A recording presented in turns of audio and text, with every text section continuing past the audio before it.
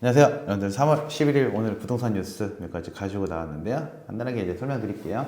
첫 번째 뉴스예요, 여러분들. 전세 시장도 서울은 오르고 지방은 내린다 라고 되어 있죠. 자, 전에도 말씀드렸지만 여러분들 매매가, 즉 부동산 가격을 가장 빨리 알 수 있는 부분이 바로 전세가의 움직임이에요. 전세가가 올라가면은 매매가도 올라가는 거고, 전세가가 따라 내려가면은 매매가도 따라 내려가는 거고, 그러니까 전세가 시장을 보면은 그 지역의 부동산 시장을 볼 수가 있는 거죠. 자, 서울은 오르고 지방은 내리고, 서울은 0.08 상승, 대구는 0.13 하락. 아파트 매매뿐만 아니라 전세 시장도 서울과 지방의 양극화가 발생하고 있다. 서울 전세 시장은 상승폭이 커지고 있는 반면 지방은 오히려 내림세로 확대되고 있다. 이런 식으로 나와 있고요. 자, 보면은 서울, 경기, 인천 올라가고 부산, 대구, 세종 떨어지고 있는 거죠. 전세가가 올라간다. 그 얘기는 뭐예요? 매매가도 올라간다. 전세가가 떨어진다. 그 얘기는 뭐예요? 매매가도 떨어진다. 지금 보면 전세 가격 변동률 나온 거 보면 어때요? 서울, 경기, 인천은 이제 부동산 하락은 약간 신호가 사라졌다라고 보시면 되겠죠. 근데 크게 보면은 서울, 경기, 인천의 부동산 하락은 이제 끝났습니다. 이제 상승장으로 돌아갈 겁니다.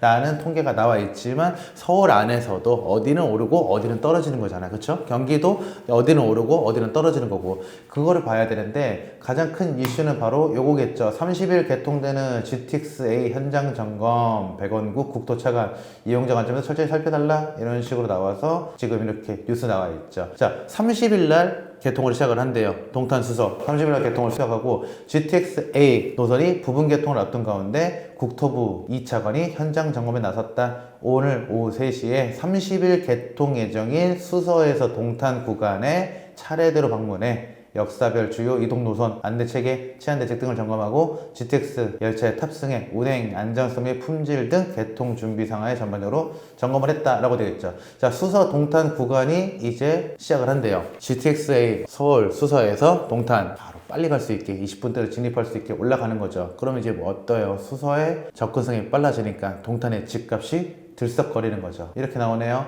GTX 올라탄 동탄 22억 신고가 나왔다. 호가는 23억까지 나왔다. GTX역 바로 옆에 있는 동탄역 롯데캐슬 같은 경우는 호가가 굉장히 많이 올라간 거죠. 여기는 뭐 10억 넘어갈 때 사람들이 말도 안 된다고 화성 동탄에 10억짜리냐 했는데 지금 2배 떴죠. 22억까지 올라갔고 호가는 23억까지 가고 있죠. 자, 이런 식으로 올라가면 어떻게 돼요? GTX 시대에 서울, 경기 집값 격차가 줄어들 수 있다 이거죠. 동탄에서 22억을 쳤단 말이에요. 서울에서도 22억짜리 아파트는 흔치는 않은 거거든요. 우리가 뉴스로 봤을 때 뭐 서울에 100억대 아파트 많다 이렇게 얘기를 하는데, 서울 전체 아파트로 봤을 때는 정말 극소수예요. 근데 동탄에서 22억이 치고 올라갔으니까 서울, 경기 집값의 격차가 줄어들까, 이런 뉴스들이 나오기 시작을 하는 거죠. 주택시장 침체에도 고양, 김포 등 상승했고, 동탄은 22억, 강남 신축과 비슷하다. 근데 여기서 여러분들 봐야 될 게 하나예요.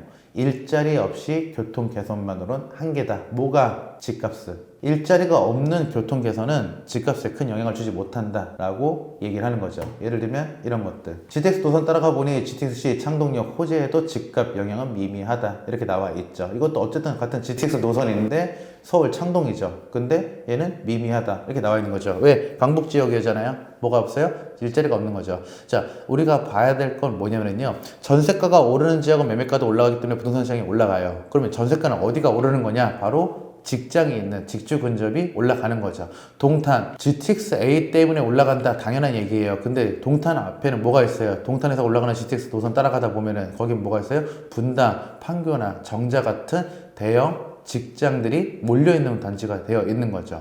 그러니까 당연히 집값이 올라갈 수밖에 없는 거죠. 자, 여러분들도 부동산 시장 볼 때 GTX 노선 여러분들 지도로 보면은요, 정말 거미줄처럼, 진짜 우리 서울 지하철 보는 것처럼 ABCD 엄청나게 연결이 되어 있어요. 근데 거기서 어딜 봐야 돼요? 직장을 찾아야 되는 거죠. 어떤 직장? 앞으로 먹거리가 가득한 직장이 몰려있는 단지들을 찾는 거죠. 예를 들면 과천 같은 거는 어때요? 바이오 제약 회사들이 들어온다라고 되어 있죠. 그렇기 때문에 과천은 계속 올라가는 거예요. 과천은 뭐 GTX 이런 얘기 조용한데도 계속 올라가는 이유가 직장 때문에 그런 거거든. 동탄, 평택, 그 다음에 정자, 판교 다 직장이죠. 수서 마찬가지예요. 거기서 KTX로 또 지방까지 한 번에 내려갈 수 있으니까. 지방까지 자주 왔다 갔다 하는 사람들 어떤 사람들이에요? 여행 자주 하는 사람들 아니에요, 여러분들. 맛집 찾는 블로거들 아니에요. 직장으로 이동한다, 이 개념으로 보셔야 되는 거죠. 그러니까 여러분들이 올해 반드시 봐야 될 건 어떤 거냐면요, 부동산 시장을 알려면은 올해 직장들, 다시 얘기해서 기업들이 어디에 투자를 하고 어떤 기업들이 살아남을지, 이걸 보는 것도 여러분들 부동산 시장에서 큰 도움이 될 거예요. 그래서 이 직장들이 있는 곳에 연결되는 지하철 혹은 GTX 같은 광역철도의 노선을 보고 여러분들이 부동산 시장을 판단할 수 있어야겠죠. 직장이 없는 곳은 어차피 떨어져요. 거긴 베드타운, 거기는 광역철도 있어봤자 아침 저녁 출퇴근 시간만 살짝 바쁜 거고 텅텅 빌 거란 말이야. 그거는 별 의미가 없죠. 아시겠죠? 자, 오늘 뉴스는 여기까지. 감사합니다.